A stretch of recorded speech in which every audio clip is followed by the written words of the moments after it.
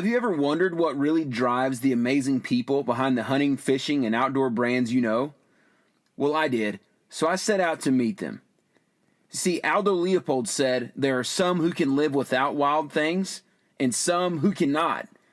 These are the exclusive interviews with those who cannot. My name is Kasey Mock.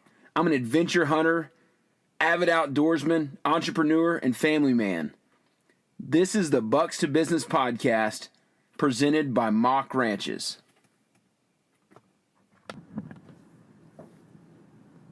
On episode 1, I'm joined by good friend and longtime hunting partner Scott Willingham. Scott and I go way back, all the way to college. We're in each other's weddings, he's my best friend, and nobody knows me better. Well, except maybe my wife, but we won't get into that. So Scott's going to interview me. He's experienced this because he has his own podcast. And Scott's going to ask the hard questions so we can share with you what our goals are for Bucks to Business podcast, what we want to accomplish through this new mission, and what value we would like for you to get from it. So without further ado, let's jump into episode 1, Bucks to Business podcast with Scott Willingham. Starts right now. Scott, welcome to Bucks to Business, man. Thanks for having me on, Kasey. Yeah, this is going to be fun. We've been wanting to start this podcast for about a year, and the podcast is intriguing to me. And I guess I'm just a curious guy that is maybe overly willing to bite off new things when I don't have a whole lot of time. And this sounded fun. My staff thinks I'm nuts, but I am so excited about launching Bucks to Business. I'm excited to have you on for episode 1. We're going to turn the tables a little bit and have you interview me so the listeners can learn who Kasey is, what our family of companies does, and what our goal is for Bucks to Business. Sound good? Yeah, man, I'm excited. I like that you referred to yourself in the third person. That's always a good way to start things off. So I'm good. A little crazy here. That's right, man. I'm honored to be your first guest / honorary host, and looking forward to it, man. I know that I feel like I know you just about as well as anybody. Not as well as your wife, but you and I have been friends for a long time. Definitely not that well. I'm glad. I'm proud to admit that's the case. Bless her heart. Bless Elizabeth's heart. She's a good woman. That's right. But I'm honored that you've got me on here. Honored to interview you a little bit. I know you really well, but I want to do my best to help your audience get to know you also, and kind of hear your plans for the podcast, hear your background in the outdoor industry, hear your background in business, some things like that. So I'm looking forward to it. You bet. So Scott, you've got your own podcast. We've been really, really close friends, just almost like brothers for a long time. Interesting how we met, though. It's a funny story, right? We had class together. We both went to Tarleton State University, Stephenville, Texas. That's right. So the first time I saw you walk into class, we were probably sophomores, I guess. I think that's right. And those who knew us at this time, we were both very proud of who we were. So, is that a good way to put it? Yeah, some things never change. Yeah, pretty confident. Back in the old days, before I was extremely humbled. Back in the old days, very confident. And so I see this guy walk into class, and collar popped on your jacket. I probably had spurs on. Guaranteed. And there wasn't enough room in that class for two guys like us. At least we didn't think. There was not enough room in that class for two guys with as large of egos and heads as we had. It's probably the big deal.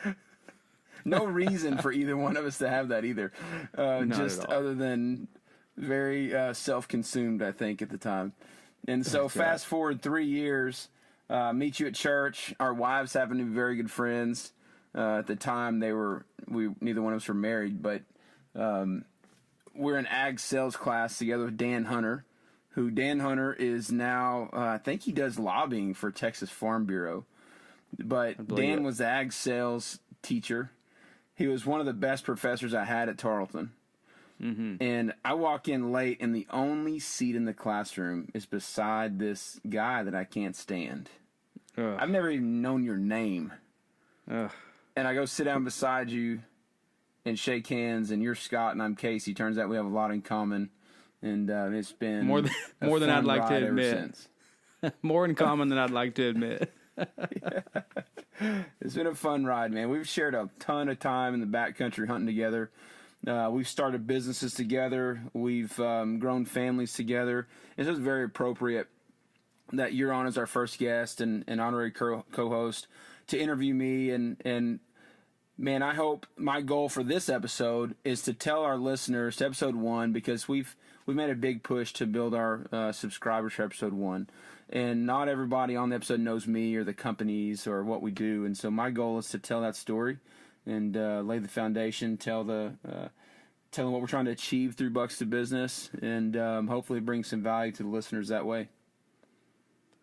Yeah, man. Well, I'm gonna do my best to try to guide us through that process. My podcast is a little bit different than this one, but our podcast is called The Gospel Driven Athlete, and man, it's just where winning takes a back seat to the gospel for athletes, and check it out if you're interested in that kind of thing. And I know it's different than your podcast a lot, but I know too. Sure, yeah, very different. But something I value is the fact that I know that's what motivates. I know that's what's behind your drive is the gospel, and you didn't ask me to say that. That wasn't part of something you asked me to bring up, but I know that from knowing you as long as I have, I know that's a big motivator, the ultimate motivator for what you do and what your wife does, and I know you're proud to let people know that. So God, family business for us. There you go, in that man. order, God, family business. It's the only way to keep life in balance. There you go. Well, kind of along those lines, life man. in balance. Yeah, kind of along those lines. Why don't you tell the listeners a little bit about yourself? Maybe even, how you grew up, and what got you to the point of, let's just say, to the point of when we founded Fever Pursuit 8 years ago now. Bring us to that point. So for those that don't know, I should tell you what Fever Pursuit is. One of our companies that I own is called Fever Pursuit LLC. That's the parent company of Bucks to Business podcast. It is a hunting consulting firm. We book hunts, we outfit hunts, we consult for ranches, we market for ranches and market for outfitters, we broker leases, we do some tag application. So we're just a hunting company, hunting service company. We started that company in 2008. Scott and I did together. Scott was co-founder in Fever Pursuit. And so that's kind of sets the stage for that. I guess the reason to do this also, man, in this industry we meet so many interesting people. And I want to meet more of them. The industry, the hunting industry, fishing industry, outdoor industry is made up of some pretty cool characters. Some people that have big visions for business. They're also very cool, have great stories. And as we run into those, this is a way to bring value to them and value to the listeners at the same time, and grow our network and just have a lot of fun doing it. So back up to the late 80s, I guess. I had a great family, very outdoors-oriented upbringing. My dad loves hunting fish. He was a guide in New Mexico for elk and mule deer and pronghorn in the early 80s, late 70s. At the same time, he'd spend the summers on the Texas coast guiding shark fishing trips offshore.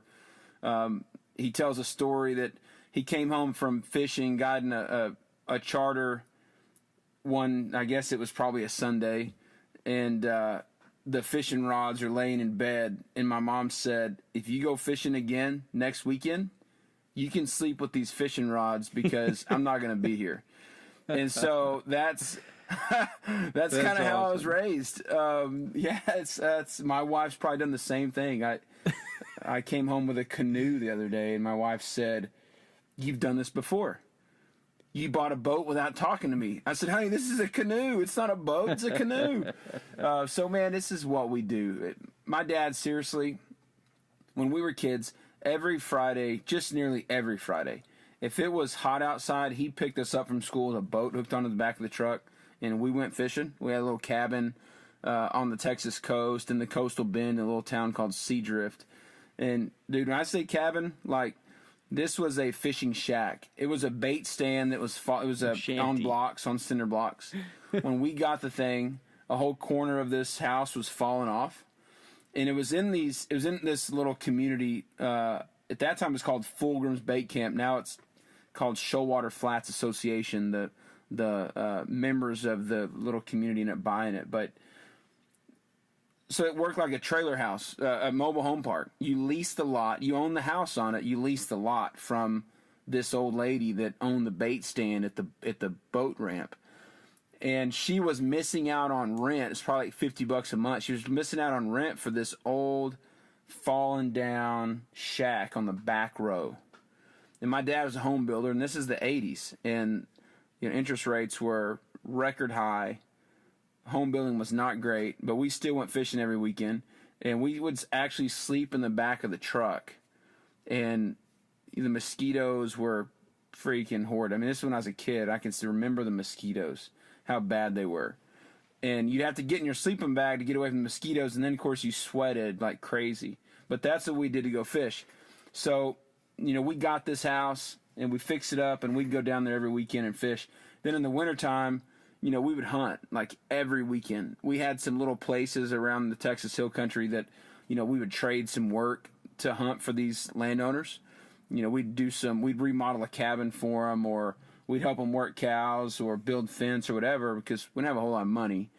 And we'd trade, favors and work to be able to hunt for people or on people's ranches. And that's what we did. When I first got married, my wife went to the grocery store and she said, "Hey, I'm going to the store. I'm going to buy steaks and I'm going to buy some hamburger meat and some chicken." I said, "Why would you do that?" She said, "What do you mean? I mean, we got to have meat to eat for dinner." I said, "Well, honey, I'll go kill that." Like, seriously, growing up, I can probably count on, two hands anyway. From the time I can remember till I graduated high school, I can probably count on two hands the amount of times that my parents bought meat at the store. So we just didn't eat store-bought meat. We ate wild game. That's what we were raised on, so we grew up eating. And so because that was so important to our family, I had uncles that guided and managed outfitting operations in New Mexico and Colorado, and managed big ranches in South Texas and East Texas, Louisiana. So it's always been a part of what we did was hunt and fish. So, I always wanted to follow in their footsteps, I guess. And it's always important to us. So as I went through college, I got some guide gigs, during the wintertime. I'd go spend my whole Thanksgiving break and then my entire Christmas break on some big ranches, Ranger Camp Ranch in Mason, Texas for the Martin family. And I'd guide some on the Faith Ranch in Carrizo Springs. My uncle Wacky Zell's the manager there, and he got me a guide, really a scout gig. I mean, I'd scout and find deer, and didn't really guide the clients. They're pretty high-end clients. So as I got out of college, my first job was consulting for landowners. I was a county extension agent for Hays County, worked for the AgriLife Extension Service, Texas A&M Extension Service. And I consulted for landowners, and, the whole government job thing wasn't for me. It's a lot of hours, not much flexibility, but it didn't allow me to exercise my entrepreneurial spirit either. And that's, I believe God gifted me with that. I always wanted to be an entrepreneur, and I wanted to work with landowners. So, like 2008, we started Fever Pursuit. And that was our first step into, professionally anyway, owning a business in the outdoor industry, getting to work more, less as a guide, right? Working less as a guide for guide wages. You make a few $100 a weekend guiding hunts, and that was great, especially in college. I mean, it's good Christmas money and whatnot. But as we started building families, it was time to start building companies also. And we started Fever Pursuit to leverage our network, leverage the industry, and that's been the foundation for growth to this point into the outdoor industry and the land business and everything else we do. So if you're listening to this podcast, I'm going to go out on a limb and assume you like to hunt. I bet you like to hunt for free even more. Go to feverpursuit.com/podcast and subscribe for a chance to win a free hunt. That's feverpursuit.com/podcast. It's good, man. Cool journey. I can attest to the factuality of all that. Matter of fact, just a few days ago, Kasey and I and his dad, Beefus, more formally Captain Beefus Mock. That's Yeah, right. Captain the Keith, beef man. full-time inshore fishing guide in Corpus Christi, Texas. Yeah, Yep, ramping up for yep. duck season, by the way. Saw his Halloween costume today. He's Phil Robertson, and my mom is Miss K. Very original Pulls off a pretty good costumes. Phil. He's probably a little shorter he than did. Phil. He pulled off a good Phil, except on his Facebook post he said Phil Robinson, not Yeah, Phil well. Robertson. Come on, Grumpy. Details. You can't be doing that. Details, man. Details. But I can attest to the factuality of all that. I mean, just a few days ago, Kasey, Beef, and I we were out bow hunting, man. And Beefus was geared up, ready to go duck hunting. He was inviting us out to the place to shoot some ducks. So excited about that, man. I mean, that's not a way I grew up, but it's cool to be a part of that, and it's been cool as far as Fever Pursuit goes. You know, I was on the ground floor of that deal. You bought out my shares pretty early on in the deal. When we Paid too went much into for full-time. I don't know, man. I should have retained some ownership. I wasn't watching enough Shark Tank back then. That's the one thing I'd do different. It's a wonder our friendship survived, man. Oh, man. That was Miracle. It's such a blessing that it did, but it's a miracle. No doubt. But it's been cool to see the transformation of the business from, starting out, what our goals were for the company. And then when I kind of got out of the way and we stopped butting heads, some things never change. When we stopped butting heads as much, and you took the reins of the deal, it's changed a lot. It's morphed and evolved and grown. And so it kind of bringing me to the next question I think is important to ask is, you described a bit for us what Fever Pursuit is. Tell us maybe how Fever Pursuit is different from similar businesses, because there are similar businesses. There's plenty of real estate companies out there, and there's plenty of outfitting services out there. So tell us how that's different. No shortage. I mean, it's a competitive industry to be in, because if you love the outdoors, hunting, fishing, working with landowners, if you love that like we do, I'm not the only guy that graduated with an ag degree and has a little bit of business sense that wanted to be in the outdoor industry. There's a bunch. And because it's a friendly industry and your people are spending discretionary income, it's a hobby business.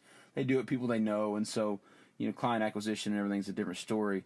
When we started this business, no business plan. No, I didn't run a pro forma. We know these things now. We know to run a business plan, benchmark and trend in the industry. See who the heck else we might never have started it. We known all that.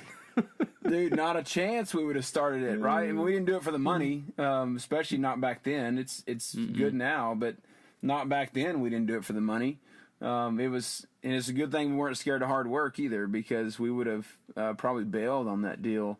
I remember a lot of 1 and 2 o'clock in the morning sitting up, working on revisions, working on hunts, and getting content out to outfitters and hunters, and doing that back in the old duplex that I lived in San Marcos with the world's slowest internet, dude. So it's very different today than what it was. It may be maybe by the grace of God we didn't have a good business plan. I don't know, but we got into the industry. It was actually, I was having a conversation with Jarrett Ezel. Jarrett's like family. He's a guy in New Braunfels in the cattle industry. Jarrett and I were sitting around talking about ways to make money in the hunting business besides just guiding hunts. And Jarrett said, man, I think we could book some hunts.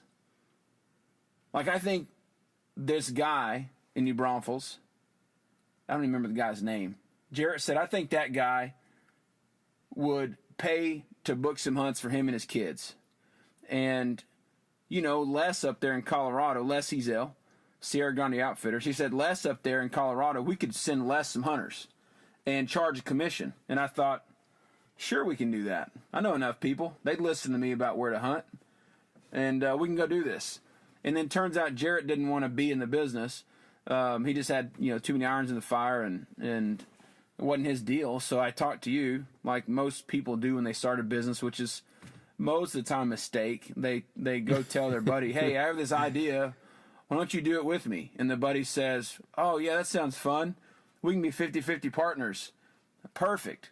Roll on. And that's, good plan, right? And that's how most people, very knee-jerk reaction, that's how most people start businesses and start companies. And we didn't run a pro forma on this thing. We didn't have a written business plan. We didn't benchmark and trend. Come to find out, there's a lot of people that try to book hunts and market for outfitters and consult and employ guides and employ biologists. A lot of people that do this. And so we rocked along there for a few years, and it was a part-time deal. I mean, I worked for the extension office for a little while, and then got a job, full-time sales and business development job for Texas's largest land and wildlife management company, private land and wildlife management company. Huge blessing. Great friends. Company's called Plateau. Great friends. Worked for them for 5 years and learned a ton, man, about working with landowners. Learned a lot about business. Very grateful for the opportunity. And we're running Fever Pursuit in the background, learning more every day about how to, and unintentionally, we're just observing and learning. In that time, that's when you were called full-time to ministry, so I bought you out. And I figured out that if you're only making a percentage off some hunters, your client acquisition cost becomes very important. And I had like 500 or 600 contacts, because for some reason when I was in college and I was tournament fishing, I used to tournament redfish a bunch, and super competitive by nature. You wouldn't know that, but super competitive by nature. And so I used to tournament fish. When I was a kid, we watched these bass fishing tournaments, right? Bass Masters, and then FLW came along, and I was like, and we could fish really well. We redfished at the coast like madmen, and I thought, if a guy could ever make a living fishing for redfish, that's what I'm going to go do. That's what I thought when I was in high school and college. If you could ever make a living fishing for redfish, like, I'm going to go do that. I can do that. I want to be the Kevin Van Dam or the Bill Dance or the, whoever else, Mike Iaconelli or whoever some pro bass fisherman is. I want to be that guy of the redfish tournaments. So the redfish tournament started popping up, and we started fishing them. We had some sponsors at that point. And so something I did for our sponsors was we ran like a blog.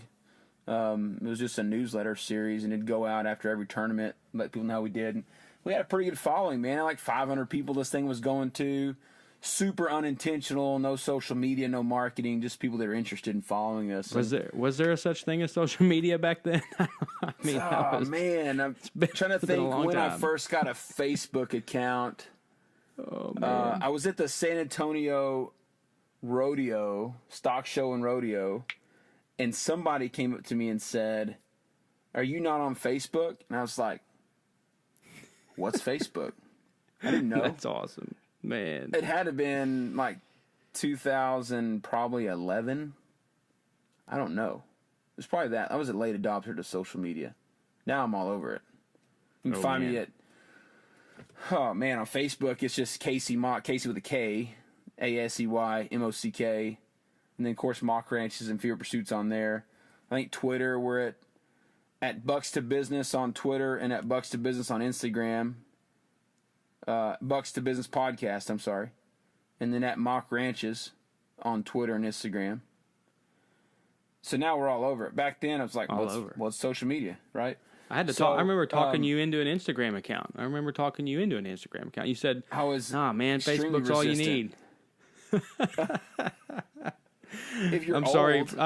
I should apologize to your wife for introducing you to Instagram. I think probably spent too much time on there.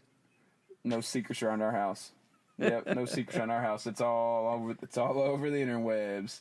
Yeah. So we, I start learning about client acquisition, and I'm thinking, dude, it just doesn't make sense. Like, you don't make it as a booking agent, and if that's all you're doing, you have to book so many hunts to make any money. I've looked at business plans for some huge companies that do that, and the profit margin is really thin. So you have to book a ton of hunts, which means you have to have a huge marketing budget, phone bank, maybe making calls, and the profit margin is pretty thin. And so we thought, it's got to be other things you can do with landowners and hunters. And so myself and my former business partner in real estate, one of my best friends, Craig Bowen, Craig and I were sitting around one day and said, man, we're booking hunts, we're managing leases, we're managing property, we're writing wildlife management plans, we're doing all these things for landowners, but we're not doing real estate. We're not selling ranches. We're actually consulting for a lot of ranch brokers, but we're not selling ranches. And so we're making a couple $1,000, and they're making six figures on a deal. We know how to market to landowners.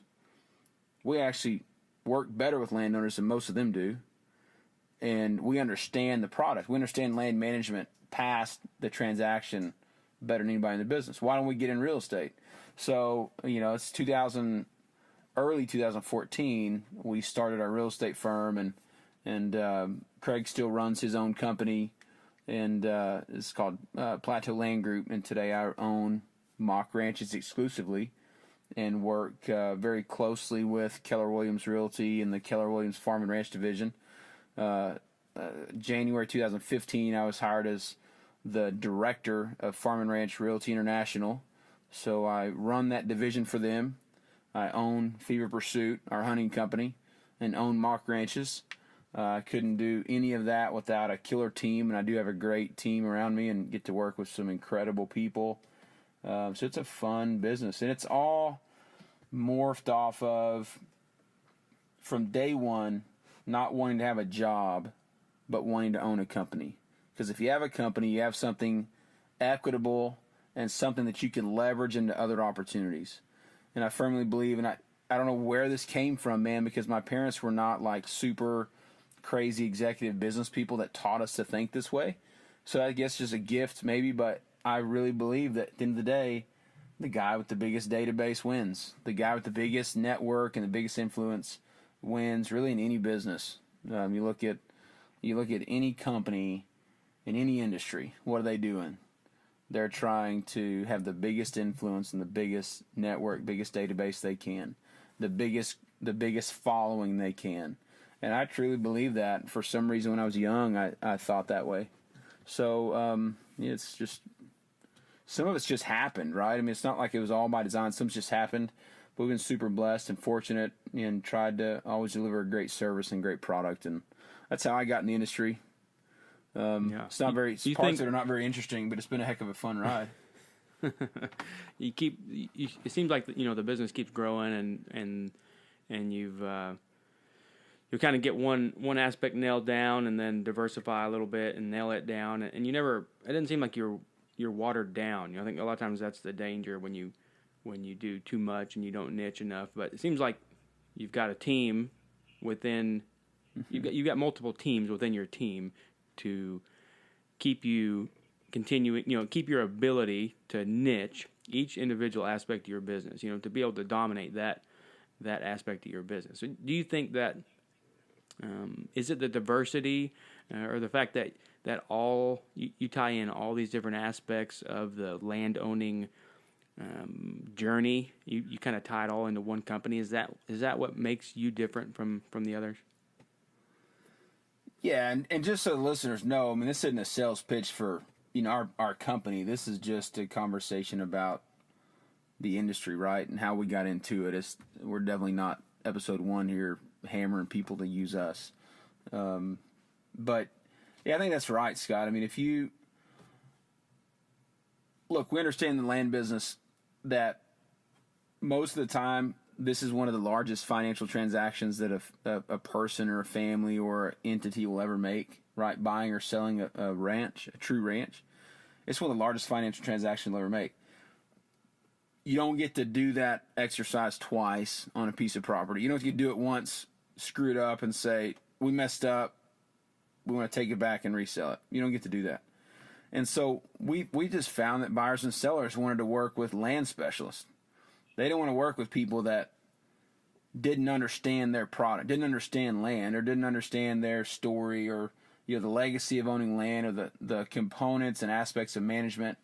We actually meet a lot of our clients through the service companies, through either wildlife management, the hunting business.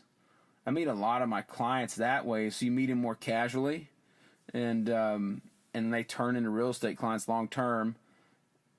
Or the other possibility there is you do a real estate deal for somebody, and what do they ask you, right? I'm going to buy this ranch. What's it going to cost me to own and manage this ranch? How many cows can it run? How much revenue can it produce through hunting? How many tags will I get? If you're out west or in parts of Texas even, how many tags will I get? If you're like in the hill country of Texas or south or north, there's the MLD program, and where you can get management tags, and what's the process for doing that? And they wanted somebody to walk them through that process and help determine if they're going to spend this much money on a ranch, that this was the right one.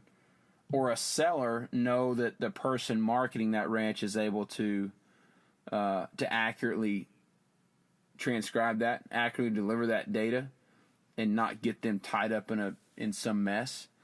And so I think that's what makes us so different, is that we're land specialists first. We understand every component of it, from agriculture to hunting, and we live it every day. Like, if you find me in my off days, I'm not playing golf or down at the basketball gym playing basketball or anything. You find me in my off days, what am I doing? Hunting. Fishing. That's it. You're too short for basketball. You don't have the height. I'm way too short for basketball. I'm too short, man. But yeah, I mean, we live it every day. This is the passion that drives us, and that's the same. I mean, that's my story. We'll talk about some basic business principles, I hope, in a little bit if the conversation goes that way. But I'm one out of a bunch of people that are entrepreneurs or very interesting and intriguing figures in the outdoor industry, people that you might follow on Facebook, or people that own companies. Good example is my good friend Billy Gerke, that owns Forever Last Hunting and Fishing Products. Billy's he's a super guy, and he's got a great story. He's a classic entrepreneur, classic American success story on how to start a business out of a passion for the outdoors. And not everybody knows Billy's story. You see his products in the store, Forever Last. You don't know his story and what he invented, what it took to get him there.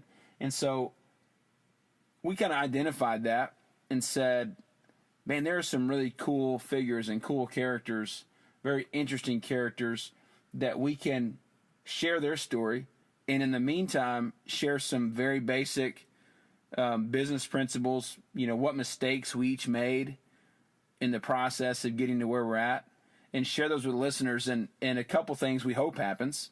We hope the listeners are able to connect more personally to the people behind the brand, right? Like who's behind your fishing rod company, who's behind your deer feeder company, who's behind the ranches that if there's like a hunting celebrity or something like this that you follow on social media, what's their story, like how they get there. I got some friends, Shannon and J.W. Hart up in the Midwest, that I met last year at a land conference, and turns out like she knows the Busps real close that have Wild Game Innovations. She reps a bunch of brands, and she didn't work in the industry, right? I think she does Mary Kay. Her husband's a land auctioneer and a broker, but super cool people, and we were able to connect to the hunting industry. What's Shannon and JW's story like?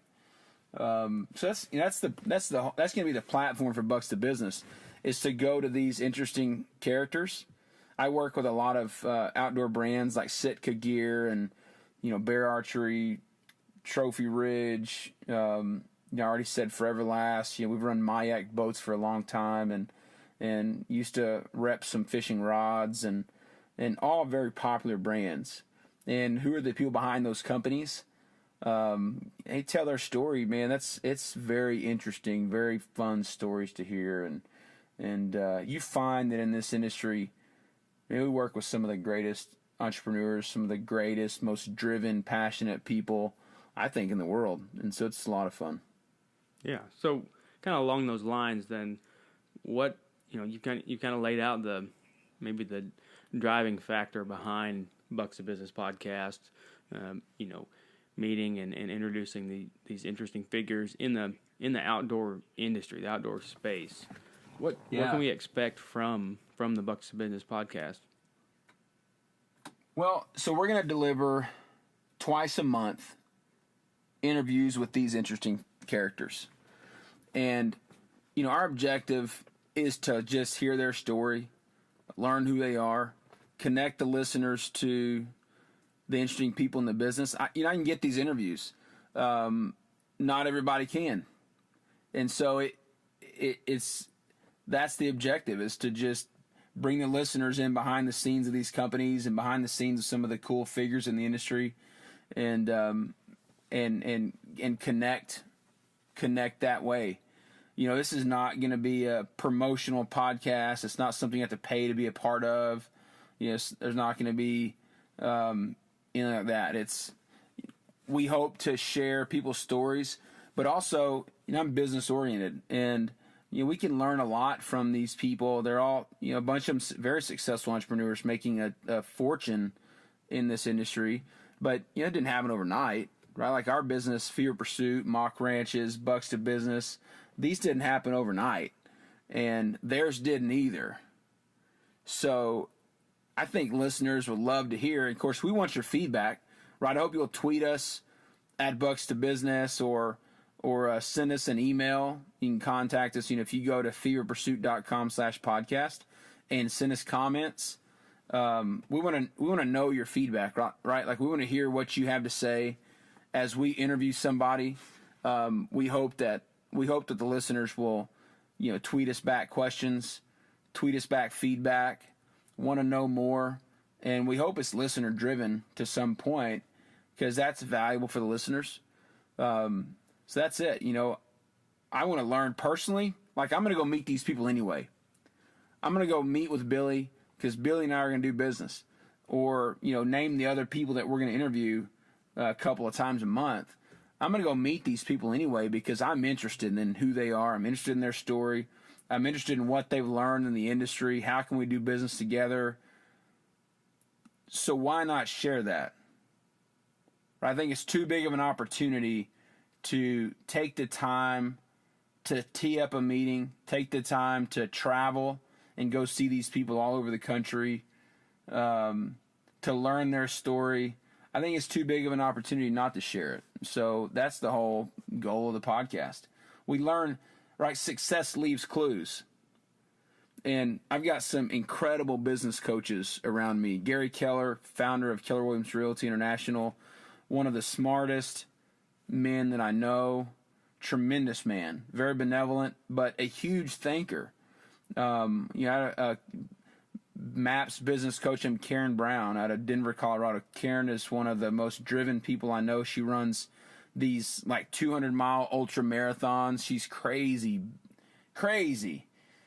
but she's super driven, and she lives this marathon runner life. She trains hours every day. She travels over and races. What most people know, Karen's able to do this because she has a great business running in the background. She has a great real estate company that runs, and she's done a good enough job at setting this business up that she's able to go live her fun life. And I think that's what people want. Like, people work so that they can make money to feed their families and to support their kids and put them through college and hopefully retire. But I think a lot of people love to go just do what they wanted to do, but they hadn't quite figured out how to do that, right? And like you and I, we had this conversation. We just got back from Colorado hunting elk.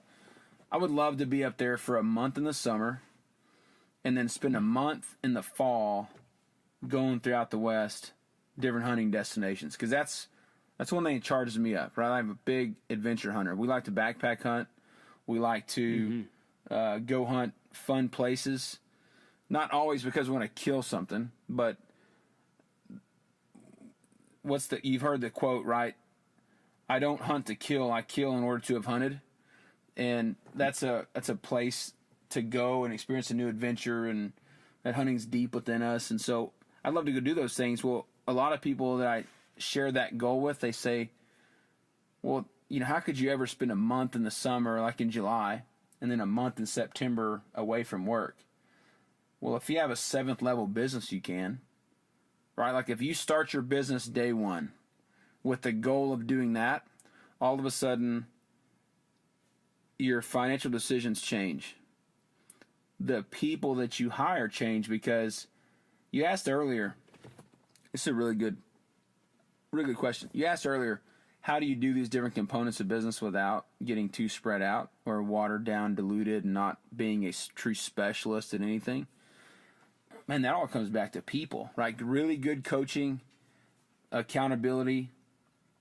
I'm held accountable by some coaches, accountability coaches, and they hold me accountable to achieving my big goals every year. And there's consequences if I don't achieve them. I heard a coaching client one time that said, we were talking and said, what are the consequences if you don't hit your goals, right? There's consequences on you personally, but as a coach, how to hold you accountable? And he said, well, I tell you what, if I don't hit my goals, I've got to donate $1,000 to this political campaign, and I hate that person. So that's a fun way to do it. I won't name said party or said political race, because we're gonna stay neutral here on that. But I got some great coaches, dude. No comment. No comment at all. Yeah, I got some great coaches though, and they push me to hire people who can take my place. So you look at the hunting business. Or look at the real estate business, right? The first person I hired was an incredible assistant. And her name's Virginia. Virginia will be probably editing this podcast. And she's really good. Well, by hiring Virginia, I was able to not do some of the tasks that she is better at so that I can focus on the ones I'm good at. And we do the same thing in the hunting business, and the real estate business, and the podcast will end up being the same thing. And as we grow our wildlife biologist team, the same thing happens, right? You hire people that are better at it than you. I'm not much on being the only expert in the room and being surrounded by a bunch of doers and workers. I think that's a mistake I think most entrepreneurs and business owners make. They want to maintain control of everything. I'm not that guy. I would much rather surround myself with the best industry experts and have them do their one thing, right? The one thing that they're better at than anybody else. I want that person on my team so that my company can offer that service, and that person's a part of that team, and that's what they do better than anybody, because there's a lot of things I can't do better than everybody. That's the way Gary Keller built Keller Williams.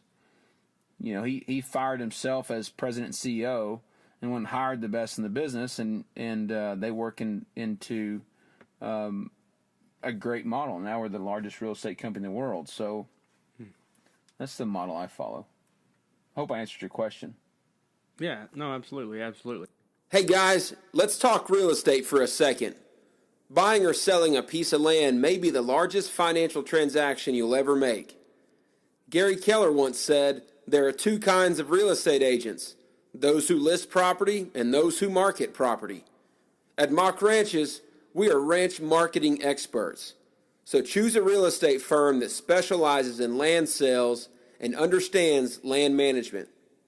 Learn more at mockranches.com and receive a free ranch map when you mention the Bucks to Business podcast. That's mockranches.com. Which kind of brings me to my next question. Along this journey, it's been 8 or 10 years, or really you could probably argue 25, 30 years of the making. What are some of the biggest challenges you faced, and maybe some of the biggest successes you faced in getting into and being in the outdoor space? It's a long question, but what are some of the biggest challenges and rewards you've faced? Challenges? Were there any of those? Not getting punched in the throat by me on a regular occasion while we're arguing about the color of the font or the size of the font on the on the logo. You know, I was right. I just had to convince you that I was right. Well, the only time I was ever wrong was when I thought I was wrong. Yeah, that's it. I remember I was wrong once. No, I mean, challenges, man, there's been no shortage. Where you want to start? I think the biggest challenge that we had getting into this industry is, we all have bills to pay, right? And so anybody out there listening that is interested in getting into the business of the outdoors, whether you want to be in hunting or fishing or hiking or backpacking, horseback riding, whatever, you name it. I think you got to start looking at your financials and say, how much money do I need to make, and what's my product? How many leads is it going to take to generate enough sales to meet that income goal? And then what's the opportunity look like? And, we didn't do that. We didn't do some of those things early on. So I think what it boiled down to for us was lead generation, like so much. If you were to draw a triangle on your whiteboard, and at the bottom of that triangle put leads, and on either side you put leverage and sales. Leads are the foundation of any business. Leads would be interested customers, right? People that have expressed some interest or maybe at some point interested in your product or service. If you sell tennis shoes, you got to get people interested in your tennis shoes to try them on and see if they can buy them. That's a lead. In my business, a lead is somebody that calls me about a ranch, or that I talk to about a ranch, or that I meet. I've got a guy that I met at the gas station in Goldthwaite, Texas, 3 months ago. Sent me an email when you and I were in the truck this weekend, and wants me to get together. And I followed up with him after we met at the gas station. It was early in the morning. I was going to look at a ranch. Hey, my name's Kasey. Hey, my name's Chuck. What do you do? I sell ranches. What do you do? Oh, I've got a ranch outside of town here. Oh, cool. If we can ever help you, let us know. I followed up with an email, said, hey, great to meet you. Again, if we can ever help you, let us know. And the guy emails back 3 months later and wants me to come look at listing his ranch. So that's a lead. Leads, there's some conversion rate, right? Success in any business is just a math equation. How many people do you have to talk to in order to convert enough leads into listings or into sales, closed units? Because that's how you get paid. That's your gross income, right? And so for us, it came down to leads, and at some point, it's a balancing act, because at some point you generate so many leads that you can't work them all, so you start fumbling the business. And the business gets sloppy. There's some chaos in there, and that's in any business. My dad was a home builder. My dad built, on average, 1.5 homes per year for 30 years. And the reason he built 1.5 homes per year is because that's all he could personally do himself, without a big crew or without a really big business. So that brings you to leverage, which leverage is, a lot of people look at leverage as a bad thing, like I've got leverage over somebody. When I talk about leverage, I'm talking about what Gary Keller teaches in the One Thing book, or in the Millionaire Real Estate Agent book, or leverage, just equate that to people. Amazing people, not just doers. Amazing people are a good leverage. What that does, it allows you to leverage your talents and leverage your business and expand. And so once you generate so many leads, you don't have enough time to field those leads, to service your clients well, where those turn into closed transactions of any kind. And so at that point, you have to bring in people. So for us, the first goal, like any business, the first challenge was get enough money in the door to keep the doors open. There's a reason that most small businesses fail in the first 6 months. Very few make it to 10 years old. We're 8 years old, and I feel like we're going to make it because we've been super blessed. Business is really good. So very few make it past their infant stages, though, past the launch, because they don't know how to generate enough leads and turn those into sales. And they had a few $1,000s to invest in a company or in a business, and they spent that money, and they didn't get the sales out of it. So leads was the first challenge for us. How do we generate enough leads? We solved that problem. And then the second, which is where we're at right now, is growing a team with amazingly talented, awesome people. So, I'm looking every day. So now I lead generate for two different things. I lead generate for business. I lead generate every day for real estate sales, for hunting clients, for outfitters, ranches. I lead generate for our businesses every day. My team does also. And then I lead generate for talent every single day. So like I call people, I make appointments with people, I stay in touch with professors, I stay in touch with professional contacts I have to build a pipeline of talent, just like you want to build a pipeline of business. And so when we have a job opening, when I have pain in my business and we know we need a biologist, or we know we need a listing specialist, or I need a hunting guide, or I need a fill in the blank, an assistant, a marketing person, that person has to be super talented and super motivated and have a big engine in them and have big goals and a big future. And we hope we have a pipeline of those people so that we can go straight to people that we know and have a background with and are connected to.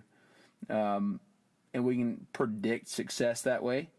And then we set goals for that person. And our business, like if you're going to hire LeBron James, that's kind of the people we like to hire. We like to hire superstars in the industry. If you're going to go hire LeBron James wants to play for a championship team. Would you say so? Absolutely. Okay, LeBron wants to play for a good coach, and a good coach is not the best basketball player. Look at Greg Popovich, coach of the San Antonio Spurs, winningest professional sports team in history. Popovich ain't no athlete, superstar basketball player. Popovich, I mean, what has been Popovich's secret to success? Good player, Popovich knows how, he knows how to recruit the best players and manage those players for success. Yeah, he's a good coach, man. He's not do as I say. He's an I'm going to empower you to go do what you do well, and he manages people super well. And because of that, he's been able to attract some really great talent to the Spurs organization. LeBron James, same thing. If you want to hire LeBron James, you want to hire Peyton Manning in the peak of his career, they want to play for a great coach, but a team that has a chance at winning a title. And so my job as a business owner is to position our businesses where we have a chance at being the best in our industry so that we can go attract that talent. And then I've got to show that talent how they can achieve every goal they'd want to achieve inside our organization. And then my commitment to them is we're going to keep the gas pushed to grow our businesses so it gives you opportunity. So that's another deal. Like anybody that's listening to this podcast that's interested in opportunities like in the hunting business, real estate industry, wildlife management industry, I guess another goal for the podcast is I want to meet you too, right? Like I want to bring you into our space and see if there's opportunities to do business. There's opportunities to work on our team because, our goal is to get big, national as a company. We're already international at Keller Williams, so we've got opportunities there. But my goal is to get big in our companies, national. We already do business around the country, but we don't have offices around the country. We're Texas-based where our offices are. So that's the two challenges. It's the same as any industry: lead generation and then talent. How about some specific successes? Now, I'm going to say that Dan Hunter he'd be pumped on your gas station story, because I remember vividly in that ag sales class you alluded to earlier when we stopped being enemies. And one thing he used to always say is pivotal point in our lives, wasn't it? That's right. It was pivotal, man. Dan was a phenomenal professor, but he'd say, you always hear in sales, ABC, always be closing. He said, I'm telling you, it's always ABS. Be closing. Always be selling, right?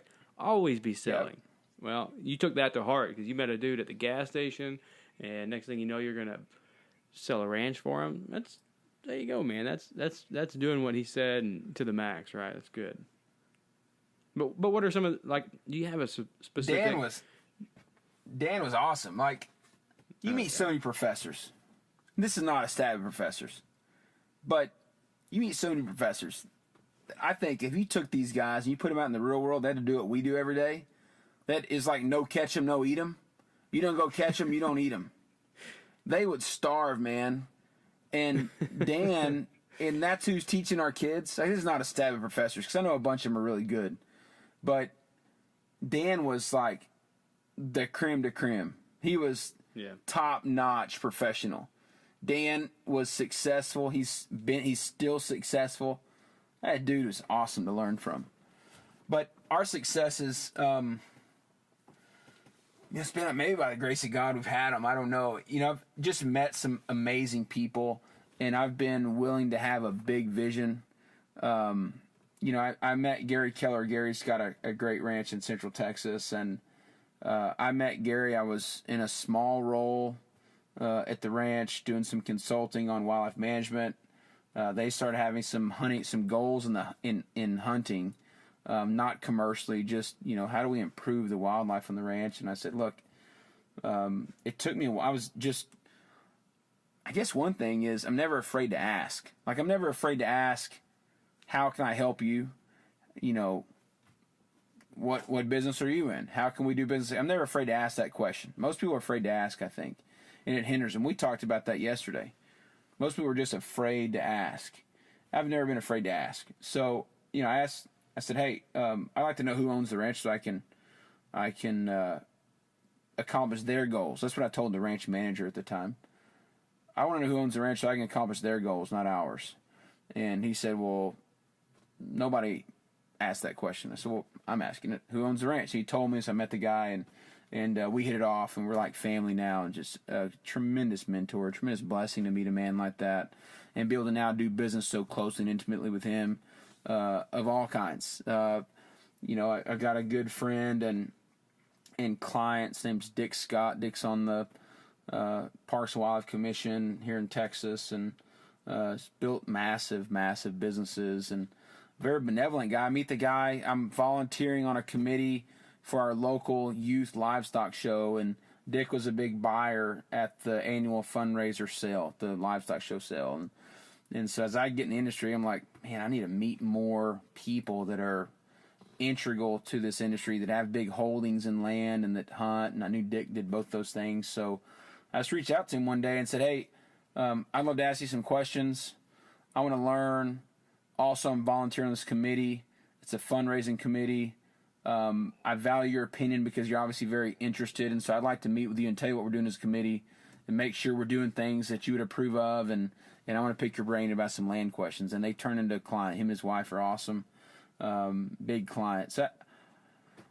That's morphed, man. And been able to just surround myself with people like that. Never afraid to ask the question. Probably guilty sometimes of, if you have an opportunity, say yes and figure out how to do it, even if you don't know how to do it. A couple years ago, we took on a governor's tag, elk enhancement tag in New Mexico. Big deal for us, kind of took us to the next level. What you think of the governor's tags or the elk enhancement or the enhancement tags. So here's what happens. I should probably explain what that is because not everybody knows what those tags are. Yeah. But it's pretty cool to work on one.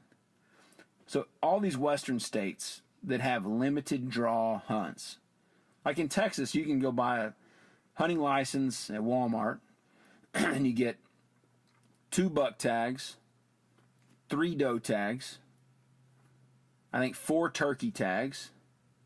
You can buy a waterfowl stamp to hunt waterfowl. You can buy an upland bird, migratory bird stamp to hunt like doves. And you can buy a saltwater stamp to go fish at the coast. And none of that takes a draw. You don't have to put in for a lottery. You just go hunt. If you got land to hunt, you just go hunt. If you lease land or you can get permission from somebody, you just go hunt. Well, in the western states like New Mexico and Colorado and Montana, Wyoming, Arizona, Nevada, Utah, California, Idaho, Oregon, Nebraska, the western states, they're not like that. Generally, you have to draw and you have to apply for a tag, put in a lottery system. You have to apply for a tag, and some tags are over the counter. Some tags, it might take you literally 50 years plus to draw a tag, like a certain Arizona or Nevada elk tags, or bighorn sheep tags, or desert bighorn sheep tags. You may never draw it. Like, the odds are so thin. Well, the governor's tag program, as they're commonly called, is a guy typically with a lot of money, because they're expensive, buys a tag in that state, in the Parks and Wildlife, or the Division of Wildlife, or the Fish and Game, whatever it's called in that state, auctions this tag off. And so an elk tag or a sheep tag, man, they could sell for like $250,000 for one guy to go into this state and be able to hunt any unit, any county, any unit in the state with any weapon during any late legal season. And so you can, like, if you want to kill the biggest animal in that state, the governor's tag is probably one of the better ways to do it, because you have free reign access to every unit. So a lot of people don't like that, because they say that's just a rich dude, buying a trophy head. You look at it's similar to Corey Knowlton, right? Corey Knowlton paid was it like $350,000? It's maybe more than that. I should Google that. But Corey Knowlton, guy from Dallas, you've probably seen him on Jim Shockey. Jim Shockey, The Professionals. He works with Jim Shockey real closely. I think he actually owns a hunting consortium also. Corey Knowlton pays hundreds of thousands of dollars to go hunt this black rhino in Africa, endangered species. And everybody's up in arms, like, you cold, SOB, they're like death threats and all this. What people don't know is every dollar of that money went to rhino conservation. And that hunt generated enough money to go a long way towards saving that species. And they took out an old rhino that was detrimental to the population. He'd kill other rhinos, but he wasn't sexually active. He wasn't contributing to the breeding program. So it's basically found money for the country, right, in the rhino initiative. Well, the same thing for the governor's tags out west.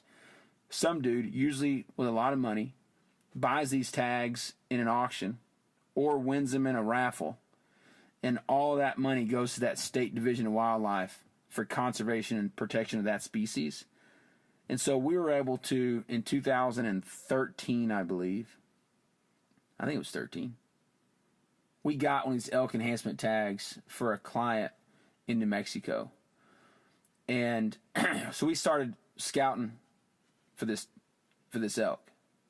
We focused a lot of our efforts like on the Gila in southwestern New Mexico, the Gila National Forest in the wilderness. So we started scouting in there and see what we could find, and we found some good elk, and the schedules didn't work for one guy, so we sold the tag to somebody else, and then traded the tag for a sheep hunt, and then traded the tag for a deer deal. And anyway, I had the tag with 3 different clients, and that was a fun experience.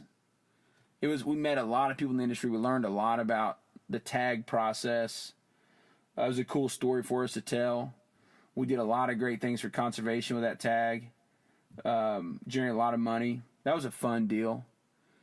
I just verified $350,000, at least according to the interweb. What Corey Knowlton paid for that tag. Yeah, for a rhino hunt, $350. Yeah. Way to research that. Hey man, we'd hate to be passing bad facts around. Hate to be passing bad facts around on Bucks of Business podcast. We can't be having that. Not episode one. Not episode one. We're going to save that for later. That's good. Well, man, tell us. That's a good success story. I mean, we've just been able to work in some of the best ranches in throughout the West, going and help people really accomplish. I mean, the big success stories you don't hear.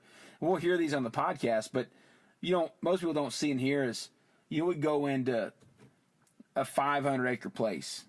My buddy JW Hart up in Ohio, he sent me a picture last week. Him and his wife Shannon just bought their first farm, and they're actually fixing to get married. I believe they're getting married in maybe a month. They just bought their first farm, and JW killed a smoker buck with his bow on that farm last week. Smoker buck. He's killed some really good deer. He killed a smoker. Being able to do that on your own property is so special as a landowner. And so those are the success stories that don't get told very often, is we go in and work with a guy that buys a ranch, or represent a seller and the buyer retains us on a consulting basis, and we go in and help them accomplish their goals as a landowner. Dude, for me, that's the biggest wins, right? That's the most rewarding part. Don't always pay the most at all. I mean, some of that stuff's just phone calls, some site visits, and, none, if any, money changes hands on some of those deals. But you see a guy buy a ranch and invest a lot of his life savings into a piece of property, and he has goals for management or hunting goals or goals to accomplish with his family through that.